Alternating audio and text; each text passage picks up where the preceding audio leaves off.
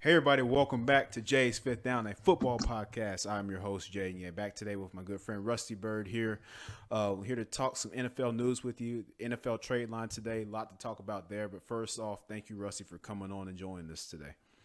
Oh yeah, thanks for having me. Thanks, love joining you, man. Love Yeah, your show. of course, always. And make sure you guys check us out here on YouTube, Spotify, wherever you get your favorite podcast. That's where we're at. So subscribe and check us out there.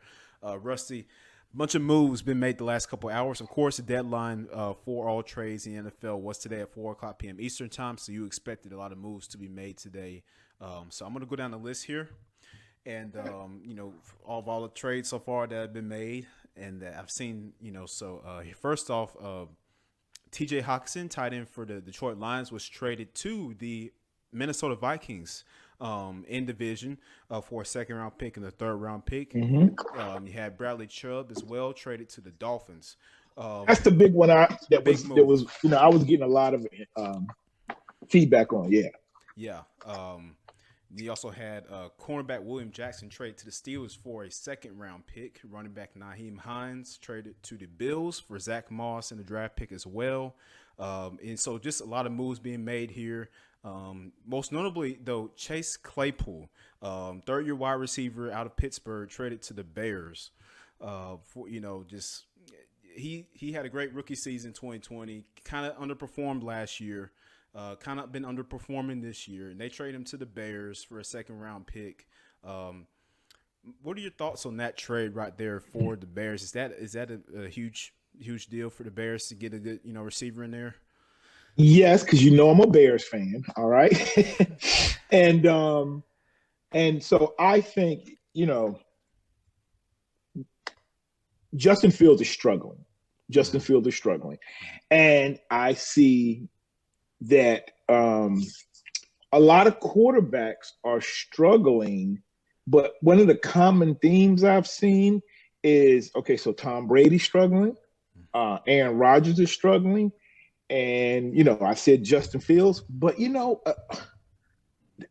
we don't give enough credit to these receivers. But then on the other side, we go, oh, Tua's playing great. But if you look at it, like maybe we've given Aaron Rodgers too much credit over the years and not given his receivers enough because it seems like we want to blame the receivers when they don't seem to be great. But when you give them outstanding, like if you give an average quarterback or a good quarterback, a good receiving Philadelphia. Like if you look at it, those receivers can help make and bring a quarterback along. And now Justin Fields, they're trying to give their first round draft choice every chance to succeed. But he even complained before the season about I had better receivers at Ohio State. It's a long way of saying that trade, it's needed, but I think Justin Fields is going to need a little bit more than that. But I see where we're going, and I feel like we're not giving up. Whereas that was a theme I've seen in some of these other ones. I'm like, some teams are clearly trying to get better, and some are just like, you know what, maybe we'll just wait till next year. But that was my thought on that. Some of that trade specifically for the Bears, and kind of my philosophy on where I see some of the passing games going. Yeah, I agree with you there. The Bears just really have been struggling offensively to find any sort of rhythm. And they've been better the last couple of weeks, but just overall they just don't have any consistent weapons out there other than Darnell Mooney. But other than that, it's really no consistent play at the wide receiver position. So the move to acquire Chase Claypool is that's important, and that's a big deal for them and for Pittsburgh. They didn't want to make that move, but I guess it just came down to they end up getting what they wanted for Claypool, so it happened. To me, I believe that the biggest deal out of here was in fact Bradley Chubb getting traded to the Miami Dolphins. I That believe, was the one I circled. Yes. yeah, huge move, man. Just you add a guy like that, who's played fairly well aside from some injuries in Denver over the past couple years, and you bring him in there, add to a lackluster pass rush, and that's huge for the Dolphins, who have already kind of Oh been yeah. riding high. So yeah, what are your I thoughts? agree. So, again, it goes back to I'm looking at these teams making moves and I'm going, like, Miami's trying to do this. Like, Yeah. yeah, we're not scared. We got beat up all those years by the Patriots. All of us got beat up in that division. But look, we gonna hang with these Bills. We're gonna stay right there. We're gonna try to go move for move. We're gonna try, like, the one thing that, and they beat the Bills, but they're going to have to, when they play them again and maybe in the playoffs, they're going to have to stop Josh Allen. So why not improve our pass rush? Why not give, because the biggest thing a lot these quarterbacks are doing is passing the ball efficiently. These receivers are getting open. And back to my original point about quarterbacks. You notice how Josh Allen all of a sudden became a good quarterback after he got Diggs? I'm just saying, like, yeah. Diggs was the difference, and so that's a whole nother story. I'm starting to give Josh Allen a little more credit, but no, that's a whole nother show. But anyway, so I like when teams value the fact that the pass rush, it's not even really the defensive backs. When you can put pressure on these quarterbacks, an average defensive back can cover for 2 seconds or 3, but you can't cover for 5 and 6, 7 seconds. So that pass rush is important. Yeah, it is. And for the Dolphins, I mean, obviously, just having Tua back, they're blessed to have him back playing right now, so that's already, important within itself. And then when you add, like I said, a guy like that, who gets this fresh start, because Denver kind of just is going through a funk right now. And you add him to the Dolphins team that's, they're playing really well. Second best record in the East, in the AFC East. I mean, they're playing really good football, and like I said, they're chasing the Bills, right? And they're trying, so they're trying to keep up with them. So I just think that move, man, it's huge, and so. And in that deal, the Dolphins sent over Chase Edmonds to the Broncos when they're running back. So Denver gets another running back there in the room, even losing Javonte Williams to an ACL injury. So, good for them. But overall, man, very busy day here. Were there any other deals, that kind of struck out to you? That's what I was going to ask you, though, is based on the moves that were made over the last couple of days or week, and especially today, what teams do you think are trying to win, and who's just like, what? Let's make this trade, but if I get some draft picks for down the line, or we do have a need for a running back at Denver, but is it going to make a difference? Does anyone stick out to you where, like, no, they're trying to win, and somebody else is just like, this season's a wash? From the trades that I've seen, I really think that the Dolphins definitely are one of those teams that are trying to continue to keep pace and continue their winning ways. And Robert Quinn to the Eagles, that was a big deal for me as well. They're 7-0, they're undefeated, they're playing really good football, and they add another great veteran leadership, to that defensive room, and not even so much on the field, but again, just overall in that side of the locker room. So it's people underestimate the value of leadership and veterans in locker rooms. It's important. It's very important. Of course, we don't see all those things that transpire in the locker rooms, but it can go a long way. And so you add a guy like that who's been in this league, and he's played on some good defensive teams, great player himself, and he can add a lot to your defense. I think that was important for them as well, So, and then Roquan Smith to the Ravens, that was another good move as well, to me. And they're trying to continue to move up and win, So I think those two trades really stood out to me. Yeah. Okay. I'm right there with you. I agree. Yep. Yeah. Okay. Yeah. So those trades definitely stood out to me. So, for you, which ones would you say was the most important for the teams, and which teams you think just want to just unload these guys and start a new era? Well, let me say this. First of all, I think that, to me, the trade that could have the biggest impact didn't happen today, but it happened 2 weeks ago. And that was the trade of Christian McCaffrey to the 49ers. I think Carolina's kind of throwing their hands up, but they actually are playing better. It's like, okay, we got this interim coach, we got this XFL quarterback, and we're going to start unloading stuff. Wait a minute, I think we might be able to play here, but I understand. Look, Christian McCaffrey, and I mentioned this to you last time I was on your show. You were like, "Well, is he going to get traded?" And I was like, "He's always hurt, but if he's healthy." And in the right, like, I think him going to the 49ers was perfect. Like, I think that the way they know how to use people with his skill set in the running game, in the passing game. I mean, before what we saw on Sunday, I was like, yo, like, that's a perfect fit for that dude. One, like, he's going home. He's back in San Francisco, Stanford area, Northern California. He's an exciting player, and he has an offensive coordinator who can take advantage of his skill set, and maybe if you don't use him too much in one way, like carrying the ball, but he does some of the other things, and if he stays healthy, I think that to me is because I think those 49ers are that look, Arizona's imploding, the Rams, they're just not the Rams. Like, they won a Super Bowl, but it's like they might as well start to look forward to the future. And who else is in their division? Seattle. Yeah, that's right. Yeah, I think the 49ers are in great shape right now. Garoppolo is just all you need. Just don't mess this up, bro. We don't need Trey Lance. I know Trey Lance is hurt. That's unfortunate, but they didn't even really have time for him to still try to figure this out. So I love that trade for Christian McCaffrey, and that was one where I saw a team really who's like, okay, we still want to win. On the other side of that, I would say,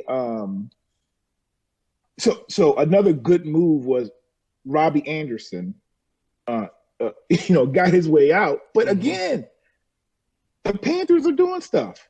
Like, I don't know. But I think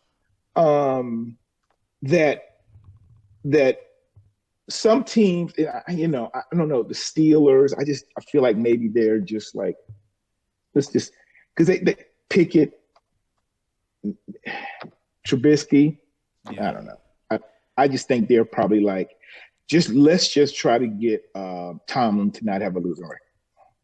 Yeah, and you said about Christian McCaffrey, man. I mean, he learned the offense fairly quick, and he made a huge impact in their win over the Rams on Sunday, man. I mean, first player since 2005, LaDainian Tomlinson, to have a rushing touchdown, a passing touchdown, and a receiving touchdown in the same game. I mean, 94 rushing yards, 55 receiving yards at the backfield. Christian McCaffrey, like you said, man, he's just a stud on the field. When he's healthy, he's one of the best backs in this league. And we said last time on the podcast, he just will the Panthers move him? We don't know, right? Because he's always hurt and things like that. And they end up moving him to the 49ers, which really interested me. I didn't see it, I would have thought maybe the Bills or the Rams, but he is going to the 49ers, and that's a huge move for them, and so they're staying afloat out there in the NFC West. And so I think that was a very, very big move for them, so. Yeah, I agree. If he can stay healthy, I think he can be a difference maker.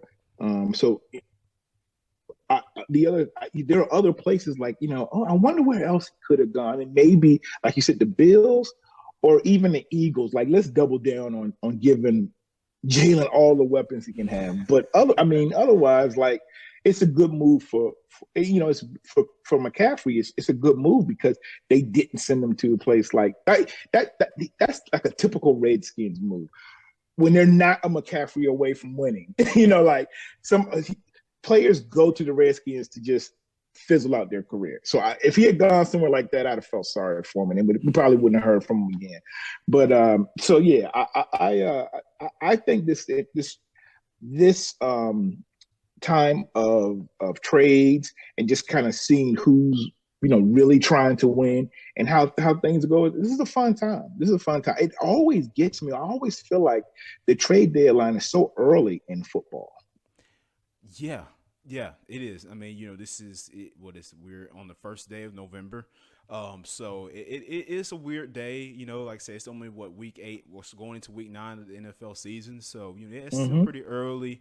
But also at the same time, you're at a point where you're starting to see who's really in the hunt. This is kind of the grinding part of the Yeah. season. Over these next couple months, who's really going to grind it out and Mm-hmm. just keep winning football games. So I think this is the part of the football season where we're going to see who's really contenders, who are really pretenders. So Mm-hmm. that leads my next question for you, Rusty. At this point this year in the season, who are your contenders right now, and who are your pretenders? Okay, so I'll start in the AFC. My contenders are I again I don't like Buffalo because I just don't like how they treated Tyrod Taylor because he's from my hometown, but in Virginia Tech, but Buffalo, they're definitely. I was getting tired of people saying it, but now I got to give it to them. Like they are contenders. I would say. I think that the Miami Dolphins are actually a pretender, Really? and I'll yeah, people are giving them a lot of love, but let's just see how all this plays out over 17 games because that Miami fan base, they're up when things are up, and then they're also doom and gloom when one or two things go wrong.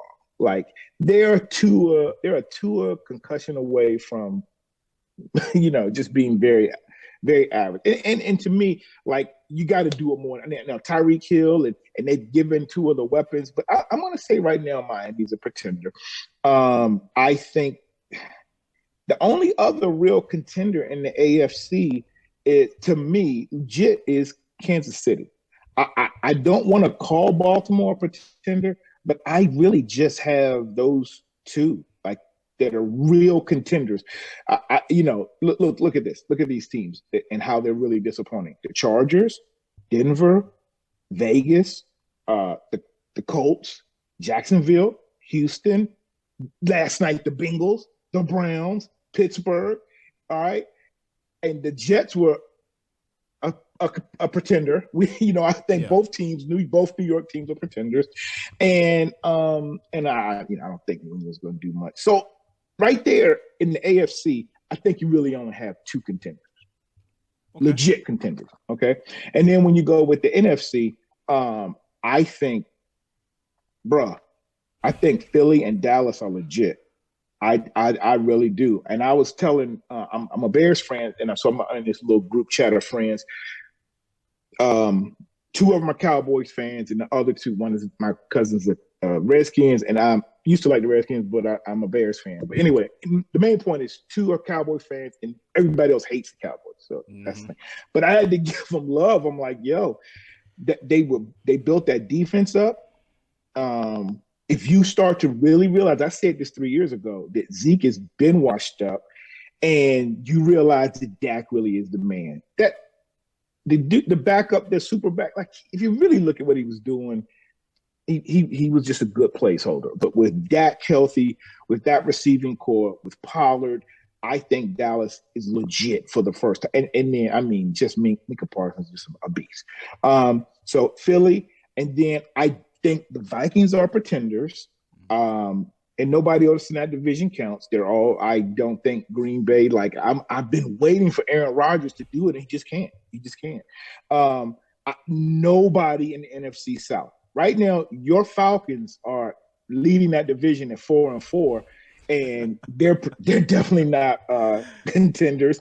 They're pretenders, and so everybody else in that division, I think, is kind of weak. And then when you go out west, like I said. I think San Francisco, has just made the move that they'll need. I think the Seahawks are pretenders, and the Rams, I just don't think they have it this year. Mm-hmm. Yeah, I agree with you, man. On a few of those. Now, I will say for me, on the AFC, my contenders, of course, yeah, Buffalo and Kansas City, because at that point, it's just I don't see anybody else right now. I just don't. And pretenders in the AFC. Well, like you said with the Ravens, man, I wouldn't say they're a pretender, but they're just not at that point yet. I don't think they're a contender at all. Yeah. And as well as the New York Jets, they've been playing good, but people have to understand, like at some point, talent deficiencies are going to come into play, especially when you get down to the playoffs. So that's going to be clear and obvious. You can say all you want about, we're going to go out, we're going to compete, we're going to fight. That's good, but at the end of the day, talent is going to win you football games. Good coaches give you some basic analysis, Jaden. The Jets are still the Jets. And that's all you need to know until they do otherwise. I like their coach. I like their defense, but I don't have a lot of confidence in their offense and the quarterback. The Jets are still the Jets. I'll just say that. Yeah. I mean, they are. In NFC, Philly, those are my contender. That's my contender. And as far as anybody else right now, I just can't put my finger on it. I would say the Cowboys, but at the same time, they usually kind of as we get to the latter part of the season, they kind of shoot themselves in the foot and screw themselves up. So I can't say anything with the Cowboys right now, but they have been playing good football. Tony Pollard's running back one there, no doubt about that. And so my pretenders as well in the NFC would be the Vikings. Just again, the Vikings and Kirk Cousins. Yep. You like that? He's gonna choke. He's gonna choke, man. Look, Kirk is actually a very nice guy. He's a Christian. Of course, yeah. When he was in the DC area, he went to my church. Nice guy, but I didn't like how the whole thing went down with him and how the Redskins did with RG3. So I could, because I saw so many flaws in his game when people were trying to pump him up. I still just like he's just a good quarterback, but I don't know. Just pretenders. Yes. So, but again, we're still at the midpoint of the season, and so we still got ways to go. But this day was huge for a lot of teams, making the moves that they need to make. So as we move throughout the year, throughout the rest of the season, man, who are your teams to just keep an eye on, man, and watch out for? I was getting ready to ask you a question. Is there anybody we didn't discuss, pretender or contender, that's going to maybe just shock us or just be there at the end? And then we'll look back and go, oh, yeah, I knew that the whole time. Like the Bengals, just like the Bengals from last year. Is there a team, because they weren't on anybody's radar? And I'll answer your question, but I just wanted to ask you that. Is there a team that if you had to say, you know what, if they got there, I'm kind of not surprised? Man, that is a tough one. You know what? I'm going to say for this year, a team like the Bengals, that Cinderella type team. I'm going to say the San Francisco 49ers. Okay. All right. You're going to pick a team that was in the NFC Championship. Okay, but here's the thing, though. That's fine. But here's the thing. But a lot of people were writing them off this year. They kind of started out funky, and they made that move to get McCaffrey. I think at the end of it, they're going to come out that division, and I think they're going to be okay. They're going to make it pretty far. Now, I don't think they could beat the Eagles, because at some point they will have to play them. But I think they're going to make it further than people think they are. That's my dark horse. As much as I'm really rooting for the Eagles, I love Jalen Hurts. I don't know how legit they are, because they got to do it. Are you willing to say they're going to be in the Super Bowl? Because when you go against a team like the 49ers, who has the experience, they have a veteran crew. A coach has been to the Super Bowl. They've made it to some, NFC Championship games. So I don't know.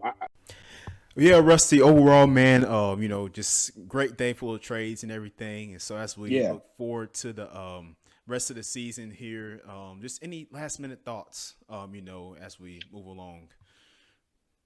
I think the thing I would say is let's see um, who whether we consider them a contender or pretender really is trying to win. I mean, and what I mean by that is like if you had a whole plan in the off season and now you're scrapping it, do you really like? Is it really worth scrapping and then just giving up? And the team I'm thinking about with that are the Las Vegas Raiders, and so it's teams like that. I'm going okay, you're not looking good right now, but we came into the season with this game plan, this, and sometimes you can't help it, injuries or whatever. But I guess what I would say is let's see who he just doesn't fire like Detroit. Like, are they going to fire Dan Campbell? Like, what moves are made to rectify your current situation? Like, they fired the defensive backs coach. So those are the type of things I want to see going forward. Yeah, yeah, I Because you agree. can't get more players. You can't get more players Nope. unless they're not in the league. Right, exactly. So it's just a matter of, seeing those teams like I think who are going to, like I said, this is the grinding part of the NFL season. This is the part where it's tough getting in November. It's cold, it's gonna hurt when you get hit, right? This is the time of football you love and you also hate, Mm-hmm. So we're just gonna see who's real, man, and who's not, and I think Yep. over the next month or so we're gonna find that out, and so it's gonna be interesting just to see, who the real true contenders and pretenders are in this league. And so that's why we love the NFL. So much parity. It's awesome. Great talking with you, from some football with you today, Rusty. I appreciate you coming on and talking with Oh us yeah. today, man. Great stuff. Thanks, man. So I appreciate you having me, and I'm doing all I can. I'm going to promote your show. I'm sending out stuff. Y'all don't know, man. This y'all better get on this early, all right? Because Jay's gonna be the man, and when he blows up and he's all on ESPN or whatever NFL Network, like say, oh, I remember him back when. So yeah, Yep. keep doing your thing, bro. Of course, man. That's the goal. Thank you. But you guys can check us out here of Jay's Fifth Down on YouTube. Subscribe. Also on Spotify, Apple Podcasts, wherever you get your favorite podcast. We're there. Check us out. Give us a listen. Also check out Rusty's show, the Kirk and Byrd Show. They got some great stuff going on there as well. So check them out. And this has been Jay's Fifth Down. I've been your host, Jaden, again with my good friend here, Rusty. Thank you, guys. Thank you.